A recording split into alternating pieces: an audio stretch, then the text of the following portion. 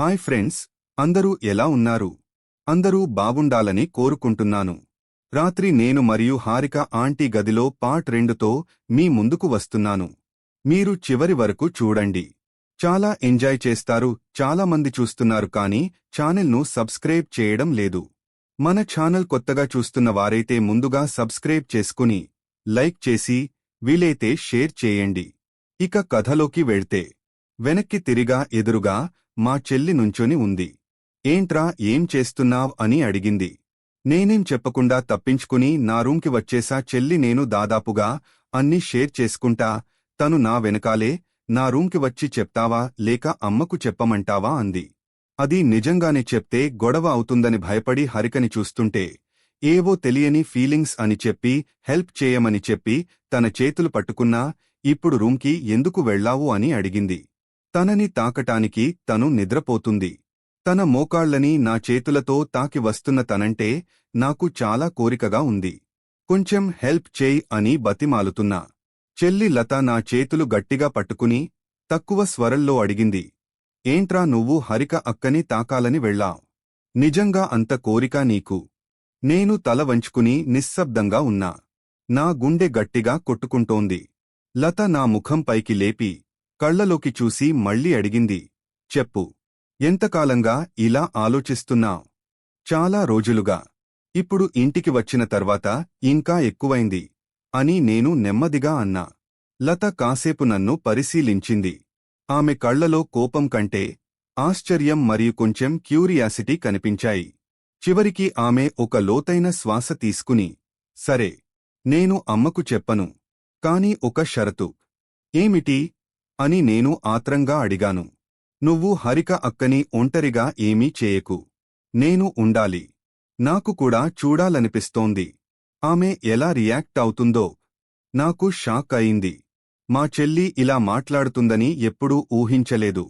కాని ఆ సమయంలో నాకు వేరే మార్గం లేదు. నేను నెమ్మదిగా తల ఊపాను. మరుసటి రోజు రాత్రి. ఎంగేజ్మెంట్ ముందు రోజు రాత్రి. రాత్రి సమయం దాదాపు 1:30 గంటలు అయి ఉండాలి. బయట వేసవి వేడి ఇంకా తగ్గలేదు. ఇంటి చుట్టూ నిశ్శబ్దం క్రమ్ముకుంది. అందరూ రోజంతా షాపింగ్, ఏర్పాట్లు చేసుకోవడంతో బాగా అలసిపోయి ముందుగానే నిద్రపోయారు. హరిక మా చెల్లి లత గదిలోనే పడుకుంది. ఆ గది ఇంటి మొదటి అంతస్తులో పైకి వెళ్లే మెట్ల దగ్గర ఉంది. గది మధ్యస్థ పరిమాణంలో ఉంది. ఒక పెద్ద డబుల్ బెడ్, ఒక అలమారా, ఒక డ్రెస్సింగ్ టేబుల్ మరియు ఒక చిన్న విండో ఉన్నాయి. విండోలో తెరచి ఉన్న కర్టెన్స్ కొంచెం గాలి వస్తుంటే మెల్లగా కదులుతున్నాయి. నేను నా గదిలో పడుకుని ఉండగా లత నా గది డోర్ దగ్గర నుంచి నిశ్శబ్దంగా సైన్ చేసింది. నా గుండె గట్టిగా కొట్టుకోసాగింది. నేను నిశ్శబ్దంగా లేచి ఆమె వెంట హరిక పడుకున్న గదిలోకి వెళ్ళాం. గదిలో కేవలం ఒక చిన్న నైట్ లాంప్ మాత్రమే వెలుగుతోంది. ఆ లాంప్ బెడ్ సైడ్ టేబుల్ మీద ఉంది. దాని వెలుగు చాలా మసకగా పసుపు రంగులో గది మొత్తాన్ని మెత్తగా కప్పేసింది. గది గోడలు క్రీం రంగులో ఉన్నాయి. ఫ్యాన్ నెమ్మదిగా తిరుగుతూ వేడిని కొంచెం తగ్గించే ప్రయత్నం చేస్తోంది. హరిక ఎడమవైపు తిరిగి గాఢ నిద్రలో ఉంది. ఆమె పింక్ నైటీ కొంచెం పైకి ఎగరడం వల్ల ఆమె తెల్లని, మెత్తటి శరీరం అర్ధంగా కనిపిస్తుంది. వేసవి వేడి మరియు చెమట వల్ల ఆమె శరీరం కొంచెం తడిసి మసక వెలుగులో మెరిసిపోతోంది. ఆమె శ్వాస నెమ్మదిగా, సమానంగా ఉంది. లత నా చేయి గట్టిగా పట్టుకుని హరిక దగ్గరకు తీసుకెళ్ళింది. నేను హరిక ముందు మోకాళ్లమీద కూర్చున్నాను. నా చేతులు తీవ్రంగా వణుకుతున్నాయి. నెమ్మదిగా నా చేతిని ఆమె నడుము మీద వేశాను. హరిక శరీరం వెచ్చగా, మెత్తగా ఉంది. నా వేళ్లు ఆమె నైటీ కిందికి జారి ఆమె సాఫ్ట్ స్కిన్ని తాకాయి. హరిక కొంచెం కదిలింది కాని మేల్కొలపలేదు. లత నా పక్కనే కూర్చుని చాలా తక్కువ స్వరంలో మరింత పైకి అని అంది. నా ధైర్యం కొంచెం పెరిగింది. నా చేయి నెమ్మదిగా నిమరగానే హరిక నోటినుంచి చిన్న అనే శబ్దం వచ్చింది. ఆ శబ్దం వినగానే నా శరీరం మొత్తం వేడెక్కింది. లత నా చెవిలో గుసగుసలాడింది. శబ్దానికి ఆ సమయంలో హరిక కళ్ళు కొంచెం తెరిచింది. హరిక శరీరం కొంచెం వణికింది. నా గుండె ఒక్కసారిగా ఆగినట్టయింది. హరిక మొదట భయంతో కంగారుగా చూసింది. ఆమె నా ముఖం చూసి తర్వాత లతని చూసి షాక్ అయింది. ఆమె నోరు తెరవబోయింది. లత వేగంగా హరిక నోటిమీద చేయి వేసి చాలా తక్కువ స్వరంలో, ష్ అక్క, గట్టిగా మాట్లాడకు, అందరూ నిద్రపోయారు అంది. హరిక కళ్ళు విస్తారంగా విప్పి మమ్మల్ని చూస్తూ ఉంది. ఆమె శరీరం భయంతో వణుకుతోంది. ఆమె శ్వాస వేగంగా ఉంది. నేను గొంతు కంపించుతూ నెమ్మదిగా అన్నాను, హరిక, నాకు చాలా రోజులుగా నీమీద కోరికగా ఉంది. దయచేసి ఒక్కసారి అనుమతించు. హరిక ఏమీ మాట్లాడలేకపోయింది.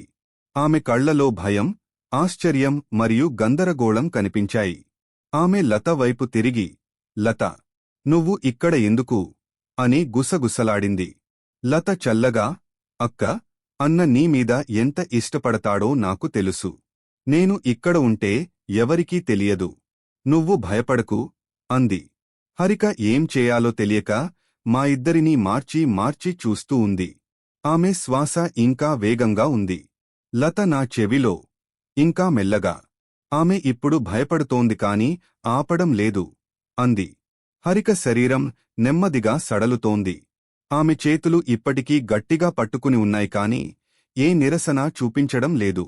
గదిలో ఉన్న ఆ మసక పసుపు వెలుగులో ఫ్యాన్ తిరిగే సౌండ్, బయటినుంచి వచ్చే చిన్న గాలి శబ్దం, ఇవన్నీ కలిసి గదిని ఇంకా గూఘంగా, టెన్షన్ నిండిన వాతావరణంగా మార్చాయి.